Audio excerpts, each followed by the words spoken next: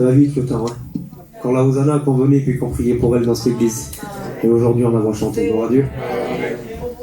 Gloire au Seigneur, je remercie Samuel, je remercie Antoine de nous donner la place.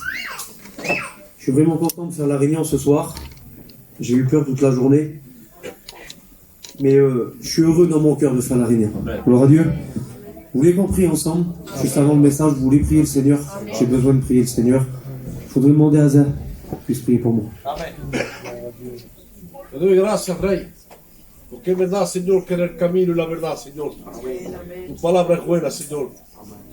Quelle joie, Señor, d'être ici, Señor, d'écouter ta parole, de ser tu portador de tu palabra, Señor. Que salemos de aquí bendecidos de tu parte. Una palabra, Señor. En el nombre de Jesús, amén. Amén. Gloire à Dieu. En thème de message, j'ai marqué comme ça, moi j'ai marqué voir notre état.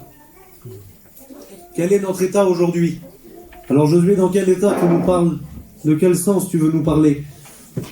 Il y a trop de gens aujourd'hui, et puis je pensais à ça toute l'après-midi, il y a trop de personnes aujourd'hui qui se croient bien, qui se croient parfaits, et qu'à l'intérieur de eux, ils sont brisés.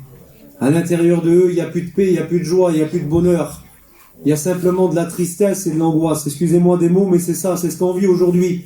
C'est le monde d'aujourd'hui autour de nous, c'est ce qui voudrait nous faire croire dans notre quotidien. Croire qu'on est bien, croire qu'on possède des biens, et qu'on possède quelque chose à un moment donné, qu'on arrive à un cheminement. À un moment donné, il y a un homme qui a dit comme ça. Il a dit réussir sa vie, c'est à 35 ans avoir une Rolex. On le connaît tous, pour les plus anciens, ils savent qui c'est qui a dit ça. Je crois que c'est Sarkozy qui avait dit ça. Il a dit pour celui qui veut réussir sa vie, à 35 ans, c'est d'avoir une Rolex. Ben écoutez voir, jamais de ma vie, moi je réussirai ma vie si je m'appuie sur un homme. Jérémie vient de le dire. Mais jamais de ma vie, moi je réussirai ma vie si je m'appuie sur un homme. Mais réussir ma vie, moi c'est faire ma vie en Dieu. C'est comme ça qu'on réussit une vie. C'est pas avec nos biens matériels. Alors c'est pas le thème de mon message, mais c'est pour vous faire comprendre un petit peu la direction du message. Et puis j'ai réalisé quelque chose, et puis on va faire une lecture ensemble. On va commencer par ça, c'est le premier verset de la parole de Dieu. C'est le premier verset. Et Dieu va parler comme ça, il va dire comme ça. C'est dans Genèse, chapitre 1 et au verset 1. Il va dire, au commencement, Dieu créa les cieux et la terre. Amen. Verset 2, il dit comme ça. La terre était informe et vide. Et puis je réalisais quelque chose. Ça me dérange un petit peu. Parce que quand Dieu il crée quelque chose, il le crée parfait. Quand Dieu il arrive dans un cœur, dans une vie, dans quelque chose, quand Dieu prend quelque chose dans ses mains, il est parfait. Et là, à un moment donné, on s'aperçoit que quand Dieu il crée, au commencement, Dieu créa les cieux et la terre, mais dans la lecture, il faut faire attention, il y a un point. Il y a un point pour arriver au verset 2. Et quand au verset 2, il dit, la terre était informe et vide, il s'est passé quelque chose. Il s'est passé un cheminement. Pourquoi je vous dis ça? Parce que écoutez, Ésaïe 45 au verset 18. Car ainsi parle l'Éternel, le Créateur des cieux, le seul Dieu qui a formé la terre, qui l'a faite et qui l'a affermie, qui l'a créée non pas, qui l'a créée pour qu'elle ne soit pas déserte, qui l'a formée pour qu'elle soit habitée. Vous croyez que Dieu va se contredire dans la Bible? À ce moment-là, Dieu est en train de dire qu'il a créé une terre parfaite. Non pas pour qu'elle soit déserte, mais pour qu'elle soit habitée. Et il s'est passé quelque chose. Il s'est passé un truc. C'est qu'à un moment donné, la seule chose qui est descendue du ciel et qui est mauvaise pour l'homme est tombée sur la terre. Alors on a notre réponse, elle est comme ça. Ésaïe, au chapitre 14 et au verset 12. Te voilà tombé des cieux, astre brillant, fils de l'aurore. Tu es abattu à terre. C'est la seule chose, à ce moment-là, qui va descendre du ciel, qui va tomber du ciel, qui va être projeté du ciel et qui va faire du mal à l'homme. Pourquoi je vous dis ça? Parce que même les jugements de Dieu, quand Dieu vient juger quelque chose sur la terre, il fait toujours pour le bien de l'homme. Quand Dieu a toujours dit quelque chose, il fait toujours pour le bien de l'homme. Mais à ce moment-là, celui qui va être projeté de la terre, celui qui va être projeté du ciel et qui va être projeté sous la terre, ça va être la destruction. Alors en termes bibliques, c'est appelé le tohu-bohu. Mettre dessous ce qui est dessus. C'est mélangé. C'est un petit peu maquillé. Un petit peu déformé. Et c'est ce qui s'est passé sur la terre. La terre rendue informe et vide. Alors Josué, c'est quoi que tu veux en faire sortir de ça? C'est la création, ça, c'est peut-être un petit peu la terre, tout ça, mais nous, qu'est-ce qu'on est, nous, là-dedans? Qu'est-ce qu'on a à voir là-dedans? Le diable est venu, il a tout détruit, mais nous, qu'est-ce qu'on a à voir? Ben, laissez-moi vous dire qu'un jour, je voudrais aller doucement, mais un jour, Dieu va créer l'homme. Et il était créé parfait dans un jardin. Je voudrais aller doucement ce soir pour que vous puissiez comprendre la parole de Dieu. Il a été créé parfait dans un jardin. L'homme va être créé de la terre, l'homme va être créé de la poussière. Et Dieu l'avait créé, l'homme et la femme, à un moment donné, puis je regardais ça. C'était pour avoir une communion avec eux. Première chose. Communion avec sa créature qu'il avait créée. L'homme créé parfait. À un moment donné, il va dire comme ça. L'homme créé pour qu'il vit éternellement. Normalement, dans ce jardin-là, si l'homme n'aurait pas désobéi à Dieu, il est créé pour vivre éternel. Dans le jardin. À un moment donné, il dit comme ça. L'homme à l'image de Dieu. Ça devait être quelque chose, Adam et Ève, à l'image de Dieu. Créé parfait. La perfection de Dieu. Créé par ses mains. Et à un moment donné, il dit comme ça. Dieu se déplaçait pour venir les voir dans le jardin. De temps en temps, Dieu descendait. Imaginez-vous un petit peu. De temps en temps, Dieu y descendait et puis il venait les voir dans le jardin. Mais à un moment donné, il va se passer un fait dans la parole de Dieu. Et ça, on le retrouve dans la Genèse. Et au chapitre 3, il va dire comme ça. Et là, c'est celui que je t'ai dit tout à l'heure. Celui qui a été projeté. Celui que lui veut tout détruire. Celui que la terre était créée parfaite et qu'il a rendue imparfaite. Eh bien, il a voulu faire pareil pour l'homme. Et laissez-moi vous dire, il y a réussi. Parce qu'à un moment donné, la parole de Dieu, elle nous dit comme ça. Genèse chapitre 3. Dieu a-t-il réellement dit? Il a simplement dit ça. Dieu a-t-il réellement dit? Il s'est passé un tohu-bohu dans le cœur de l'homme. Le cœur de l'homme est rendu imparfait. Le cœur de l'homme, plus de communion avec Dieu. Écoutez bien les mots. Le cœur de l'homme, plus de communion avec Dieu. Le cœur de l'homme, il ne pouvait plus vivre éternellement à ce moment-là. Je regardais comme ça.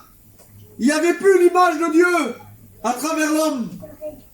À ce moment-là, il n'y avait plus l'image de Dieu parce que même l'homme va avoir honte de Dieu. Et il va vouloir se cacher.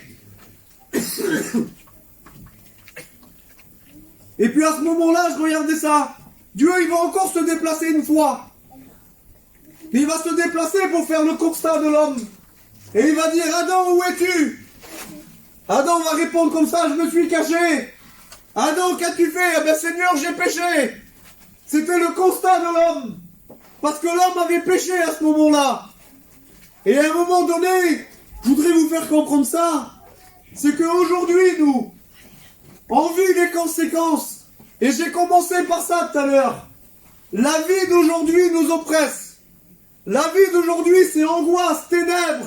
C'est difficulté sur difficulté. Pourquoi? Parce qu'à un moment donné, il y a un homme qui a désobéi à Dieu. Et le péché est rentré dans l'humanité. Et tu ne pourras pas y échapper.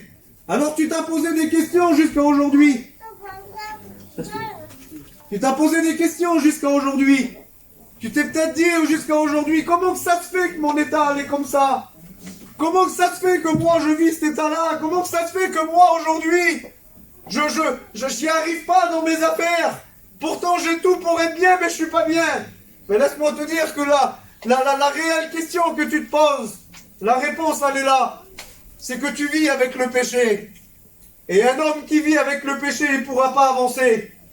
Un homme qui vit avec le péché, il ne pourra pas réussir sa vie. Alors je te le dis, tu vas réussir comme les hommes ils ont dit. avoir des belles affaires, avoir du beau matériel, excusez-moi des mots, avoir une belle maison avec, vous savez, les Charoski. Ils aiment ça maintenant aujourd'hui dans les maisons. Quand on arrive, la table en dessous, Charoski, les chaises pareil. Ça fera pas de toi, je te dis la vérité, ça fera pas de toi une femme ou un homme heureux. Ça fera pas de toi quelqu'un qui a réussi sa vie. Ce qui fera de toi quelqu'un qui a réussi sa vie et réussi son foyer, c'est de mettre Jésus en premier. Amen. De mettre Jésus en avant. D'arrêter avec le péché. Péché sur péché, l'homme est toujours comme ça. Vous savez, des fois on se débarrasse d'un péché, on se dit celui-là je ne le fais plus. Mais dans l'attitude de l'homme, c'est dans nos veines, c'est comme ça. Adam a désobéi et c'est comme ça, il faut un venin pour ça. Il faut un remède à ce venin-là. Le remède, c'est la croix. Le remède, c'est le sang de Jésus. Alléluia. Il n'y aura que Jésus qui pourra t'enlever. Et je regardais ça. Et à un moment donné, Dieu, il va faire comme ça. Je vous ai dit tout à l'heure que le diable avait détruit la terre. Et puis Dieu, lui, il va vouloir reconstruire. Il va vouloir faire. Et à un moment donné, il va faire ça. Genèse chapitre 1 et au verset 4. Il sépara les ténèbres de la lumière. Laisse-moi te dire que si aujourd'hui tu dis oui à Dieu, il va venir séparer les ténèbres de la lumière avec toi. Alors tes ténèbres là, excuse-moi des mots, mais le matin quand tu te lèves, et toujours le même problème, toujours la même difficulté. Je dis ça comme ça, Seigneur, je pète pas la croix. Mais si Samuel, écoutez bien les mots, ce que je vous dis, c'est mon ancien, je passe beaucoup de temps avec lui. Si Samuel, il resterait dans la position de se dire, ce matin je me lève et je vois mon problème devant moi. Cet après-midi, je suis chez moi et je vois mon problème devant moi. Ce soir, je vais me coucher et je vois mon problème devant moi. Mais sans Dieu, excusez-moi, et je suis libre de parler comme ça avec lui. Mais c'est un garçon qui n'y arriverait pas. Réfléchissez, si sa femme, la Fanny qui est là, elle verrait ça, mais sans Dieu, réalisez un petit peu, le problème il est là aujourd'hui, on le voit nous. C'est pas quelque chose qui s'est passé il y a 2000 ans, c'est quelque chose qu'on voit. C'est un miracle qu'on est en train de vivre là, qu'un foyer comme ça arrive à rester debout. Réalisez un petit peu, sans Dieu, c'est pas possible ça. Sans Dieu, on peut pas rester comme ça. Et toi, t'essayes à chaque fois avec ta difficulté, et t'essayes par tes propres forces, t'essayes par tes propres moyens, laisse-moi te dire que tu n'y arriveras pas sans Dieu. Il n'y a que Dieu qui pourra t'aider. Il n'y a que Dieu qui pourra te sortir de ton problème. Et là, Dieu, il va séparer les ténèbres de la lumière. Ah, ça va être un peu mieux sur la terre. Il va séparer, la parole de Dieu nous dit qu'il va séparer les ondes avec la terre. Ça serait un petit peu mieux. Mais il manque quelque chose. Il manque quelque chose parce que la terre ne produit pas. Il n'y a rien, il n'y a pas de vie. La terre ne produit pas. Et à un moment donné, c'est marqué comme ça, Genèse chapitre 1 et au verset 11. Dieu dit à la terre de porter du fruit et des arbres fruitiers. Alors je vous dis ça comme ça. Aujourd'hui là, peut-être que tu es une personne, excuse-moi des mots, mais dans ton péché, tu es une personne que, aux yeux des gens, tu parais vivant. Alors je veux pas être maladroit dans ce que je dis, mais aux yeux des gens, tu parais vivant, tu parais une bonne personne, tu parais quelqu'un. Et des fois on me dit, maman, quel homme que c'est ça, quel rendeur de service. C'est ça aujourd'hui, quel rendeur de service. On n'a pas le temps de l'appeler, il est déjà là pour nous aider. C'est ça aujourd'hui, mais c'est juste une façade. Et quand tu rentres chez toi, excuse-moi des mots, mais t'es mort à l'intérieur. Il n'y a pas de vie en toi. Il n'y a rien qui se passe à l'intérieur de toi. Le cœur de ton foyer est mort. Et je pensais à ça cet après-midi. Je dis, Seigneur, comment qu'on peut rester dans une position comme ça? Alors je le dis aujourd'hui parce que nous, on a rencontré Jésus. Amen. Et nous, on sait où est la solution. Amen. Alors c'est facile de parler comme ça pour nous. Mais peut-être que pour toi, aujourd'hui, c'est difficile. Et au même instant que je te parle, tu te dis, oui, mais c'est beau ce qu'il dit là. Mais moi, comment je fais? Comment je fais? C'est ma vie de tous les jours, c'est ma vie quotidienne. Et des fois, tu es chez toi, tu te dis, Seigneur, il n'y a rien qui se passe, j'arrive pas, j'ai pas de vie de foyer, j'ai rien du tout. Bradley, il a dit tout à l'heure, j'arrivais pas à rester dans mon foyer. Des fois, t'es pareil, toi. Tu fuis ton foyer. Tu fuis tes enfants. Faut pas voir le problème devant toi. Laisse-moi te dire, c'est que t'as besoin d'une nouvelle naissance. Tu es mort spirituellement, t'as besoin d'une nouvelle naissance. Et la nouvelle naissance, c'est quoi? C'est la foi. C'est de croire en un Dieu qui peut tout accomplir. C'est de croire en un Dieu qui peut tout changer. Amen. À un moment donné, une fois que tu as cru que tu es venu dans quelques réunions, et je le sais, j'en suis sûr, on connaît les églises. Et on sait, on connaît, il y a des gens qui viennent à toutes les réunions et pourtant ils ne veulent pas faire ce premier pas là. Ils ne veulent pas donner leur cœur à Dieu. Et on le sait, on connaît les églises. Eh bien ça, c'est de croire en Dieu. Tu viens mais tu n'arrives pas à faire le premier pas. Le premier pas après, ça sera la repentance. Tout homme qui veut rentrer au ciel faudra passer par la croix. Faudra avoir un cœur repentant. Et après, il vient la conversion, la nouvelle naissance. Et à ce moment-là, tu fais partie de l'église. L'église du Christ. Et tu peux rentrer avec nous dans le ciel. Et c'est ce que Dieu voudrait créer en toi. Et puis je voudrais vous donner un dernier exemple qui s'est trouvé dans la parole de Dieu. À un moment donné, un jour, il va y avoir 3 hommes. Et ces 3 hommes-là, ils vont être à un moment donné face à la mort. Alors c'est un exemple que je dis souvent, mais c'est un exemple qui touche mon cœur. Parce qu'à ce moment-là, ils vont être 3 hommes face à la mort. Et puis il y en a un qui est au milieu. Et celui qui est au milieu, il s'appelle Jésus. Lui, il est sur une croix, mais pour sauver l'humanité. Et puis à un moment donné, il y a 2 autres hommes. Un à sa droite, la parole de Dieu nous dit, et puis un à sa gauche. Et ces 2 hommes-là, ils sont là. Et les 3, ils sont face à la mort. Alors nous, aujourd'hui, en rapport à l'écriture, on le sait que Jésus, le 3e jour, il est ressuscité. Et on le sait qu'il est venu pour sauver l'humanité. C'était le plan rédempteur. Son père l'a envoyé à Isaïe. Et son père l'a envoyé dans Isaïe. C'est quoi déjà 6. Isaïe 6, 8. Il l'a envoyé et à un moment donné, le Fils va accomplir ce que le Père a voulu. Et il va passer par la croix. Nous, on le sait, en rapport aux Écritures. Il n'y a pas de problème avec ça. Mais je pensais à ça. Et je disais, ces 2 hommes-là qui sont là, eux, ils n'ont pas vécu encore ces Écritures-là. Ils n'ont pas vu. Ils ont écouté Isaïe, mais eux, ils ne croient pas que c'est Jésus, le Fils de Dieu. Alors à ce moment-là, pour eux, c'est 3 hommes face à la mort. Et à un moment donné, il y en a un des hommes là. Écoute bien ces mots-là. Je t'en supplie que ce soir que tu ne sois pas cet homme-là.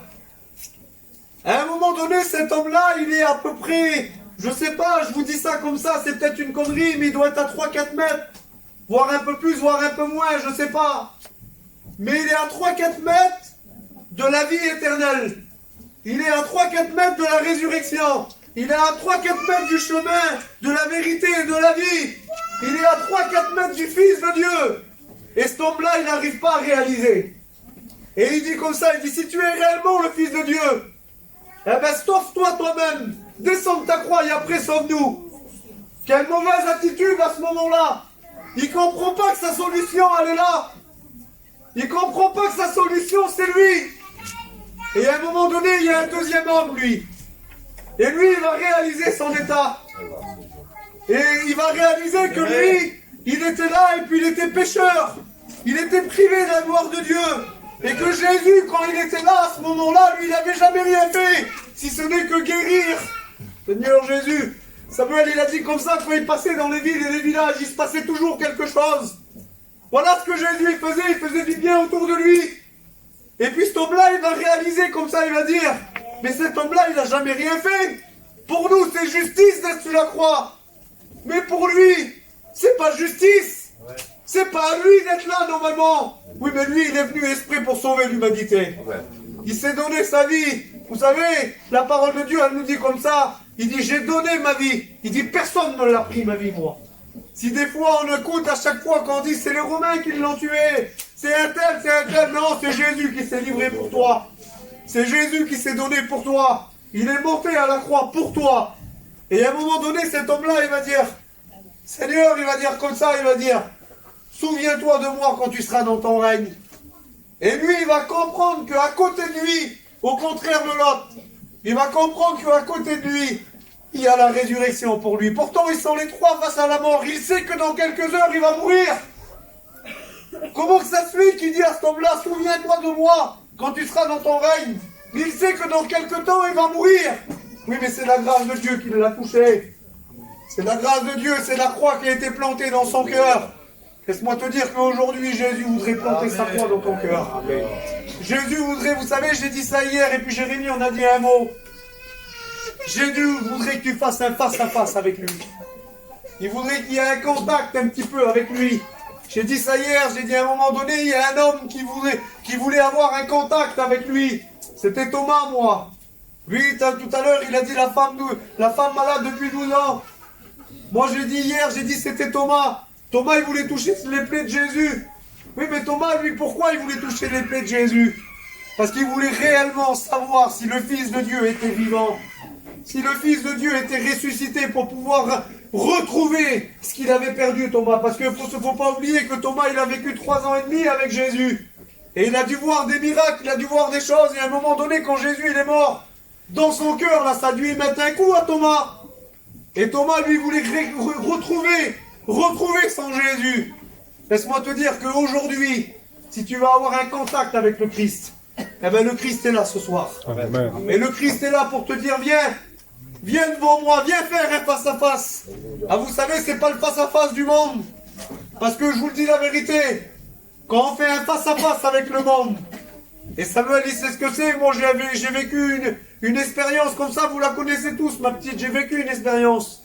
Quand on fait un face-à-face avec un docteur, excusez-moi des mots, mais des fois, quand on repart, on a la tête baissée. Et puis on a pleuré beaucoup dans un petit bureau, des fois. Et puis c'est compliqué. C'est difficile. Vous savez, je vous dis ça, et puis je veux pas être maladroit, Seigneur, et puis je vais arrêter là. Mais quand on fait un face-à-face, quand on perd une personne chez nous, quand on fait un face-à-face avec la mort, eh ben c'est difficile de remonter la pente. C'est difficile, des fois, d'arriver à remonter cette pente-là et de dire, Seigneur, c'est quand que ça va arriver? C'est quand que je vais avoir la paix, moi, dans mon cœur? Regarde ce qui nous arrive chez nous. Et laisse-moi te dire que quand on fait un face-à-face avec Jésus, c'est pas le même face-à-face, là. Le face-à-face avec Jésus, c'est une vie changée. Le face-à-face avec Jésus, c'est une vie transformée. C'est les ténèbres que tu vis tous les jours, eh ben, tu vas vivre une lumière que tu n'as jamais vécue. Amen. À un moment donné, quand tu vas sortir de chez toi, de ta maison, tu vas même pas t'apercevoir, tu vas dire, mais comment que ça se fait? Il y a des arbres, c'est comme ça, c'est beau. Le ciel, c'est comme... On a déjà écouté des témoignages comme ça. Laisse-moi te dire que tu peux le vivre, toi aussi. De sortir de ta maison et puis de regarder autour de toi et de dire, c'est pas vrai. La création de Dieu, comment qu'elle est belle. Laisse-moi te dire que tu peux le vivre, mais il faut vivre ton face-à-face. Et le face-à-face, il se vit à la croix. Alors trop de gens aujourd'hui, ils disent la croix. Oui, mais la croix, c'est difficile. La croix, c'est souffrance. Oui, Christ a souffert, c'est vrai. On ne peut pas l'enlever. Parce que la croix représente les souffrances du Christ, sa mort, sa résurrection et puis son retour. Il n'y a pas de problème, on ne peut pas l'enlever, ça. Mais par contre, pour toi, la croix, c'est un triomphe. Parce que Jésus a triomphé du diable. Ce que je t'ai dit tout à l'heure, que le diable a été projeté et qu'il a tout détruit, que dans le jardin, il a dit, Dieu a-t-il réellement dit, à travers la croix, eh bien Dieu l'a triomphé de lui. À travers la croix, le diable a été écrasé en dessous de ses pieds. Et aujourd'hui, tu ne peux pas venir, toi, à la nouvelle naissance à rapport à ça. Alors, tu n'as qu'une seule chose à faire. Et je voudrais qu'on prie le Seigneur, je voudrais qu'on couvre les francs. Je voudrais que l'Église couvre les francs. Et puis aujourd'hui, tu n'as qu'une seule chose à faire. C'est de donner ta vie à Dieu. Je vais laisser la place à mon ancien maintenant. Mais si j'ai un conseil à te donner, ne tarde plus, mais donne ta vie à Dieu. Dieu vous bénisse.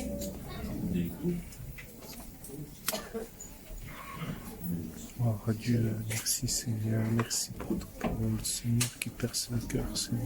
Je voudrais faire quelque chose ce soir, voilà, dans la demande de mon ancien. D'habitude, je laisse faire à lui. Je voudrais faire quelque chose. Si réellement tu as compris le message de Dieu, pas le message du Josué, parce que peut-être le message du Josué, il a été mal dit. Mais si tu as compris le message que le Saint-Esprit voulait transmettre à ton cœur, Et si ce soir tu veux donner ta vie à Dieu et puis changer de position, faire le face à face avec Jésus, mais je te demande une seule chose, lève ta main de ta place et on va prier pour toi. Merci, le Seigneur te voit.